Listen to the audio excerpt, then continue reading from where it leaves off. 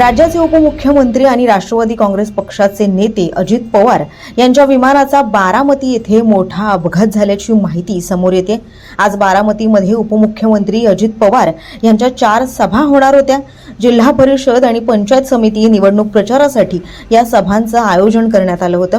सुपे जिल्हा परिषद गटासाठीही एक सभा होणार होती। यासाठी अजित पवार हे विमानानं बारामतीला आले होते। मात्र दरम्यान त्यांच्या विमानाचा मोठा अपघात झाल्याची आता माहिती समोर आली आहे। काही वृत्तवाहिन्यांनी या अपघात स्थळाचे व्हिडिओ देखील दाखवले आहेत। विमान उतरत असताना एका शेतात ते कोसळल्याचं या व्हिडिओच्या माध्यमातून दिसत आहे। यामुळे परिसरात काही काळ धुराचे लोट देखील दिसत होते। सदर अपघाताची माहिती मिळाल्यानंतर तत्काळ बचाव कार्य आता सुरू करण्यात आलंय। दरम्यान या विमानामध्ये अजित पवार यांच्यासह आणखी 6 जण होते। या सर्वांना उपचारासाठी तत्काळ रुग्णालयात दाखल करण्यात आलं आहे। मिळालेल्या माहितीनुसार या अपघातात अजित पवार हे गंभीररित्या जखमी झाले आहेत। उपमुख्यमंत्री अजित पवार हे मुंबई येथून बारामतीला जिल्हा परिषद आणि पंचायत समितीच्या निवडणुकांच्या प्रचारासाठी चालले होते।